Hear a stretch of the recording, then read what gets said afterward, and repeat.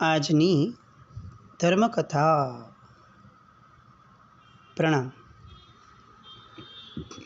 મુનિ સુવ્રત સ્વામી ભગવાન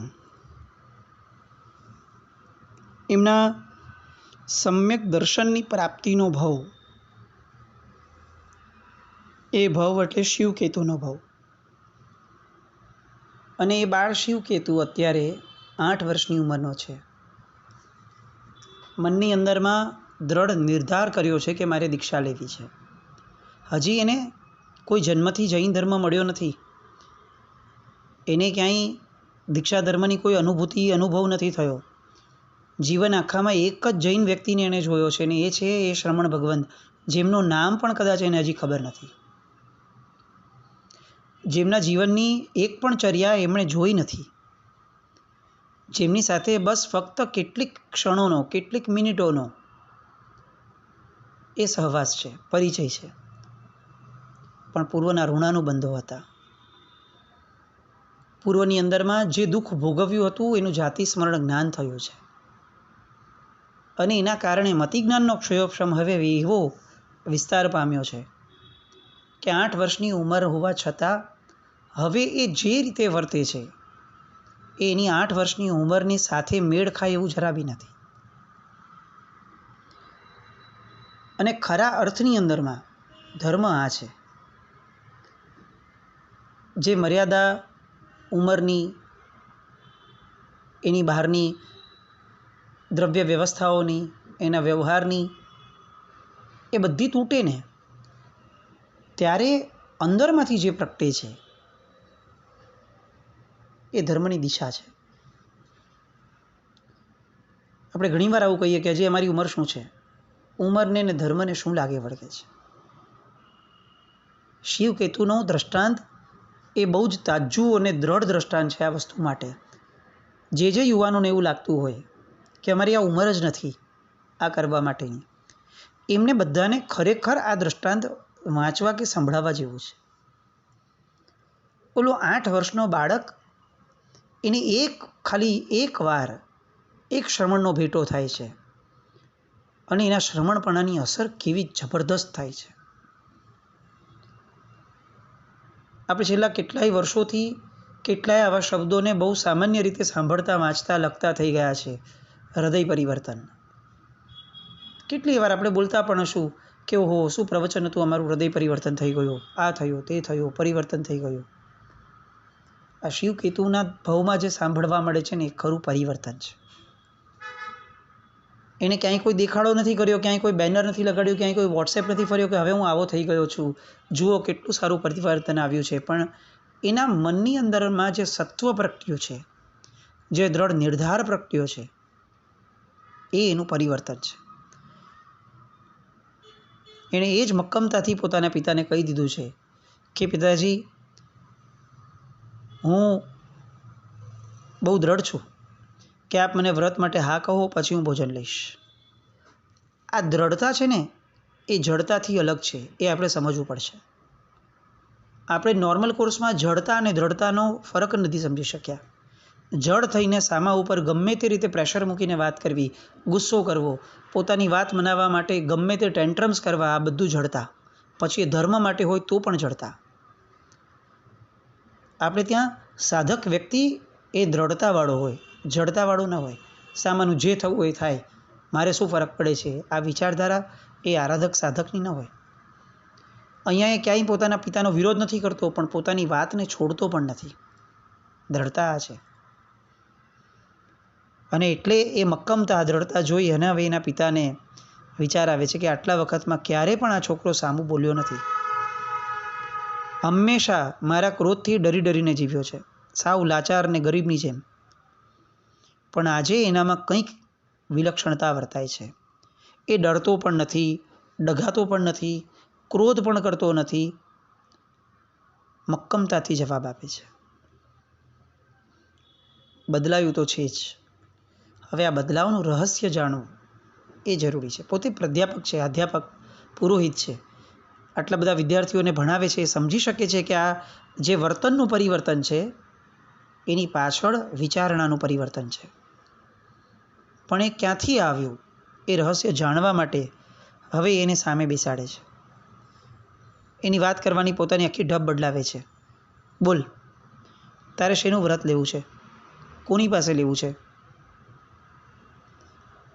અહીંયા શિવ કેતુ કેટલીક ક્ષણો માટે એવું માનવા લાગે છે કે ચાલો પિતાજી આવા સ્વરમાં પૂછે છે એટલે ચોક્કસપણે હવે હું શાંત ચિત્તે મક્કમતાથી વાત કરીશ તો કદાચ મને હા પડી જશે. અને એના મુખમાંથી સત્ય ઘટના, સત્ય વાત નીકળે છે કે પિતાજી, મારે જૈન સાધુ પાસે વ્રત લેવા છે. આ બ્રાહ્મણો છે ને જૈન સાધુને સેવડો કે સેવડા. અને એના પિતાજી જૈન સાધુ પાસે મારે વ્રત લેવા છે એ વાક્ય સાંભળતા જ ઉછળી પડ્યા. શું બોલ્યો? સેવડા પાસે દીક્ષા લેવી છે? તો તું ભલે ભૂખ્યો રે, તરસ્યો રે, તું મરી જા, એનો પણ અમને વાંધો નથી. કુલાંગાર, તું કુળની દરેક મર્યાદાને ઉલ્લંઘન કરનારો પાક્યો. અને ક્રોધ એ હદ સુધી, પરાકાષ્ઠા સુધી આવ્યો કે પેલો પુરોહિત એ થરથર કંપવા લાગ્યો. અતિશય અઘટિત થઈ ગયું હોય, અબ્રહ્મણ્ય સંભળાઈ ગયું હોય એવી વ્યથા એના કંપનમાં અનુભવાતી હતી. એણે હવે આ વાત જરા પણ આગળ વધે જ નહીં એટલા માટે સીધો જ એને છેલ્લો દોર અપનાવ્યો અને પોતાનું આખરી નામું એને જાહેર કરી દીધું કે દુષ્ટ, તને તો કોઈ લાજ શરમ નથી, તને તો કોઈ કુટુંબની આબરૂની પડી નથી, પણ અમારે ઢાંકણીમાં પાણી લઈને ડૂબી મરવા જેવું કાર્ય તું અમને કરે છે. તું મરે કે જીવે, જે થવું હોય તે થાય, પણ પેલા ક્ષુદ્રો એવા સેવડા પાસે તને વ્રત લેવાની રજા નહીં મળે, નહીં મળે, નહીં જ મળે. અમારે સમાજ વચ્ચે જીવવાનું છે અને અમારી આબરૂને પણ જાળવવાની છે. ચાલ ખસ અહીંથી અને અમને જમી લેવા દે. અને એને હડસે લીધે છે. એ જે ક્રોધ હતો ને, જે આપણી કલ્પના બહારનો છે, આપણે એનું વર્ણન નથી કરી શકતા, પણ એને અનુભવનાર માણસ તો ભાંગીની તૂટી જ પડે. આ હદ સુધીની ક્રૂરતા એ જોયા પછીથી હવે કોને મન થાય કે ફરીથી અત્યારે વાત ઉચ્ચરે? પણ આ શિવ કેતુ હતો. ભલે હતો એ આ જ બ્રાહ્મણનો દીકરો, પણ અત્યારે એ પેલા શ્રમણનો માનસ પુત્ર બન્યો છે. અને પિતાજીના આક્રોશ ભર્યા વચનની સામે એણે પણ પિતાજીને બહુ જ દ્રઢતા સાથે ફરીથી કીધું કે પિતાજી, આપના જેવા પંડિત પુરુષને આવો ક્રોધ શોભતો નથી. જરાક ધીરા થાવ, આવેશમાંથી બહાર નીકળો અને વિચાર તો કરો કે તમે શુદ્ર કોને કહો છો? આવી રીતે કોઈને પણ શુદ્ર કહી દેવાથી આપણે કંઈ શ્રેષ્ઠ પુરવાર થવાના છે? અને આ પ્રતિપ્રશ્ન એ પેલા બ્રાહ્મણ માટે એક થપ્પડ જેવો થયું. પણ હજી આ થપ્પડ એના ક્રોધને ક્યાંય અટકવા દે એમ નથી. અને તરત કહે છે કે અમારા મનમાં કોઈને માટે દુશ્મનાવટ નથી. ખોટી ચાળવાઈ નહીં કર. બહુ જાણકાર થઈ ગયો હોય તો ચાલ તું મને કહે, બ્રાહ્મણ કોણ કહેવાય અને શુદ્ર કોણ કહેવાય? અને હવે જે આ કન્વર્સેશન શરૂ થાય છે, બસ શિવકેતુને આ જ જોઈતું હતું. એને પોતાની વાત સાંભળવાવાળું વ્યક્તિ જોઈતું હતું. એના મનની અંદરમાં હવે જે સમજણ પ્રગટી છે એ સમજણને ઝીલવાવાળું વ્યક્તિ જોઈતું હતું. સામે ભલે પિતાજી રહ્યા, એ ભલે ક્રોધના આવેશમાં રહ્યા, એ ભલે જૈન દ્વેષી રહ્યા, પણ મારી વાત અને મારી દ્રઢતા એ બંને જ્યારે ભેગી થશે ત્યારે ચોક્કસપણે એના મન પર અસર કરશે જ. આવો વિશ્વાસ એને પોતાની જાત પર છે. પરમાત્માનું શાસન આ શીખવે છે. કોઈને પણ નીચા પાડવાની વાત, કોઈને પણ ખોટા સાબિત કરવાની વાત એ ક્યારેય કોઈના વિકલ્પમાં પણ, આશયમાં પણ ન આવી શકે. જો એ ખરેખર આરાધક છે તો એના મનની અંદરમાં બે જ વાત હોય: મને મારા પર જેટલી શ્રદ્ધા નથી એના કરતાં વધારે મને હું જે ધર્મ સમજ્યો છું એ ધર્મમાં શ્રદ્ધા છે.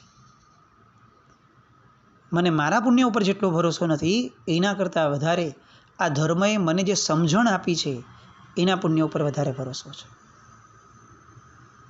અને ભરોસાનો નશો એના મગજ પર, એના મુખ ઉપર તરવરતો હોય. ધર્મ બહુ નાનો કે સામાન્ય ભલે કર્યો હોય, પણ સમજણ સાથે જો એ ધર્મ કર્યો હોય તો એ સમજણનો નશો છવાયા વિના રહે જ નહીં. આજે આપણે 40-40 વર્ષથી પૂજા કરવા છતાં પણ આપણા મુખ ઉપર એક પણ વાર આનંદ નથી લાવી શકતા, કારણ કે સમજણ વિનાના ધર્મની કિંમતો એ બાહ્ય વર્તનની અંદરમાં પણ પરિવર્તન લાવવાની નથી. તો આપણા ભાવમાં પરિવર્તન લાવશે, આપણા ભાવમાં પરિવર્તન લાવશે. એ તો વિચારવું કેટલું બધું દુરારાધ્ય થશે. શિવકેતુનું દ્રષ્ટાંત એ આપણા ક્રિયા માર્ગ માટેના સમજણ માટે એક બહુ મોટી લપડાક જેવું છે. 8 વર્ષનો બાળક જો સમજણના ઘરમાં આવી જાય તો એનું વર્તન એ કેવું થઈ શકે છે? એના મનનો આનંદ એને એની ઉંમરનો તકાજો ભૂલાવી દે એવો થઈ રહ્યો હોય.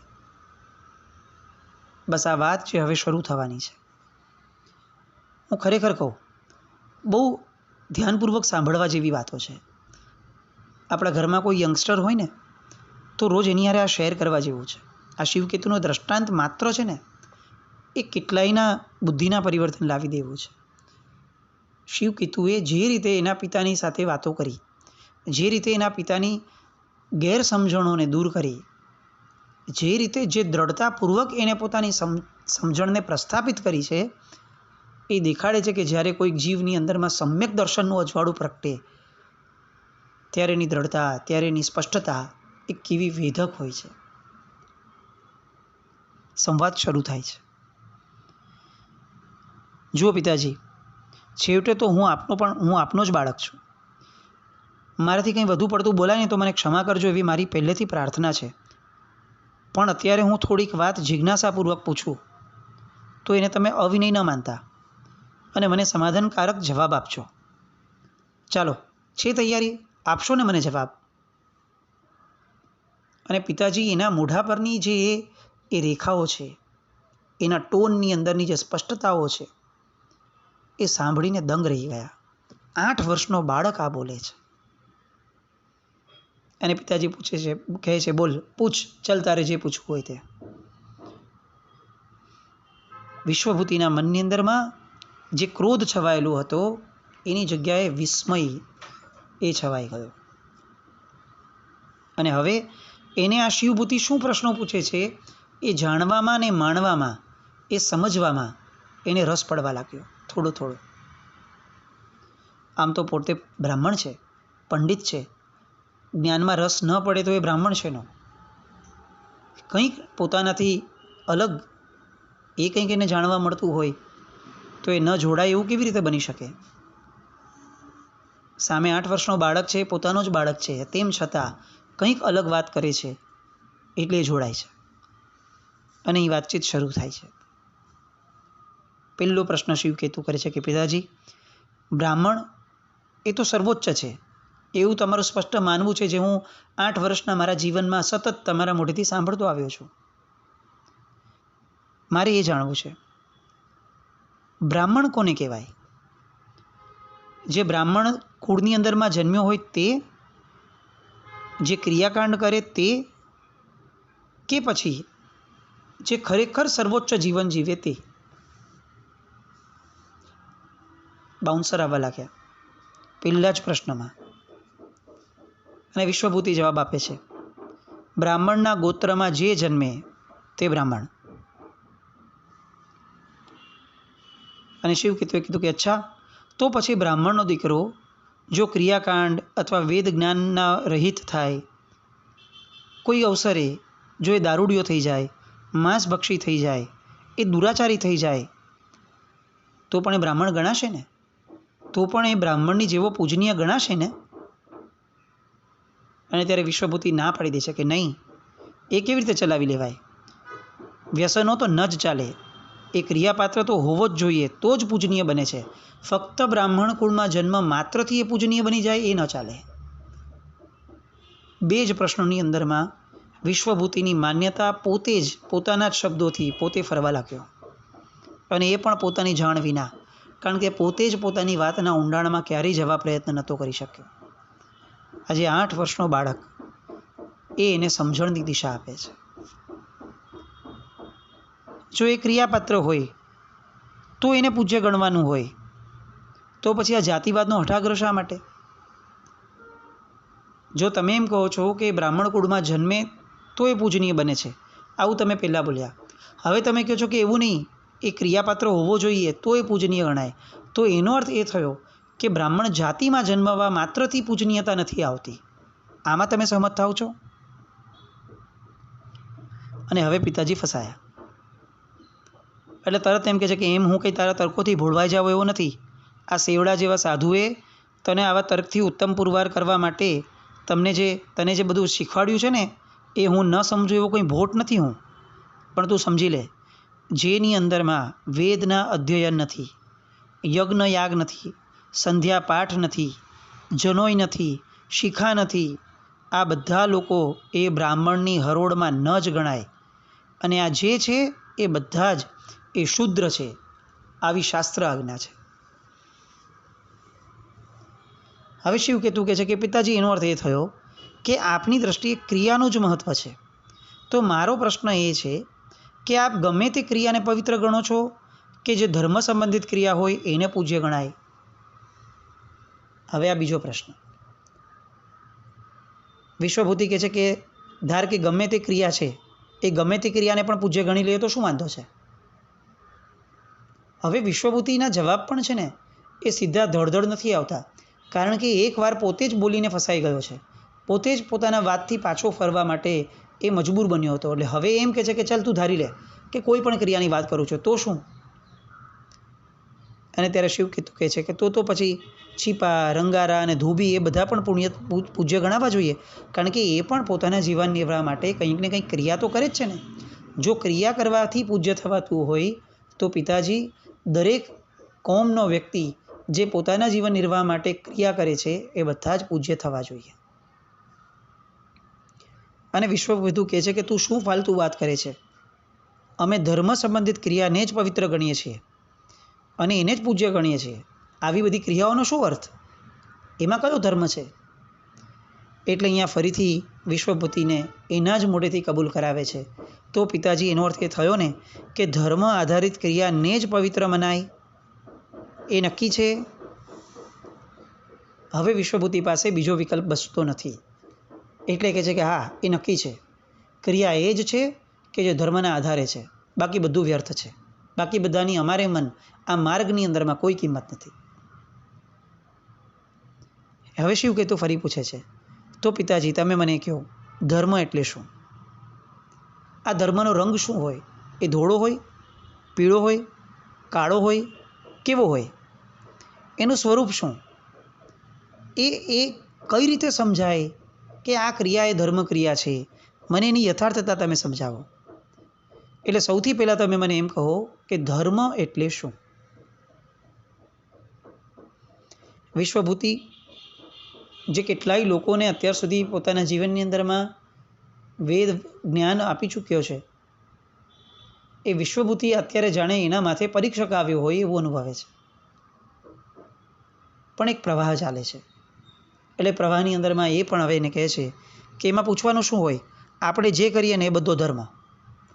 યજ્ઞ એટલે ધર્મ, અગ્નિ હોમ એ ધર્મ, વેદનું અધ્યયન એ ધર્મ, બ્રાહ્મણને ઉચિત એવી તમામ વસ્તુઓ એ બધું ધર્મ. 8 વર્ષનો થયો, તને આટલું પણ ના આવડ્યું? અને જો આ ન આવડ્યું હોય ને તો સમજી લે, આ જે પણ બ્રાહ્મણના ધર્મ માટે કરવાનું કીધું એ બ્રાહ્મણની ક્રિયા એ ધર્મ, અને બ્રાહ્મણના સિવાયની જેટલી પણ ક્રિયા છે એ બધો જ અધર્મ. વાત પૂરી થઈ ગઈ.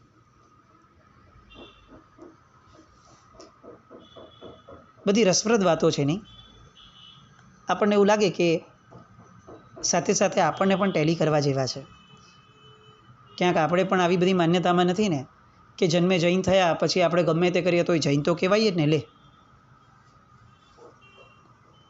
આપણે જે કરીએ એ જૈનો એ બધું જ સમ્યક દર્શનવાળું જ હોય, અને જૈન સિવાય જે કરે એ તો બધા મિથ્યાત્વી જ હોય ને. લે, એમાં શું? આવું બધું ક્યાંક આપણા મનમાં પેલા વિશ્વભૂતિની જેમ ઠસાયેલું પડ્યું હોય તો આ મુનીશ્વર સ્વામી ભગવાન સામે ચડીને શિવકેતુ થઈ અને જાણે આપણી સાથે પણ સંવાદ કરવા આવ્યા હોય એવું વિચારવા જેવું છે. આ શિવકેતુ એ ફક્ત પેલા વિશ્વભૂતિનું ભલું કરી દે એટલા માત્રથી અટકવા માટે આ કથા લખાઈ નથી. આ કથાઓ એટલા માટે પૂર્વાચાર્યોએ લખી હશે કે વિશ્વભૂતિના અન્વયે આપણા બધાની કુમાન્યતાઓનું ભલું થાય. વિશ્વભૂતિની સમજણ એ જેમ જેમ પરિપક્વ થતી જાય છે તેમ તેમ એને પણ એક સ્પષ્ટતા મળતી જાય છે. બસ એવી કંઈક સ્પષ્ટતાઓ આપણે પણ મેળવીએ.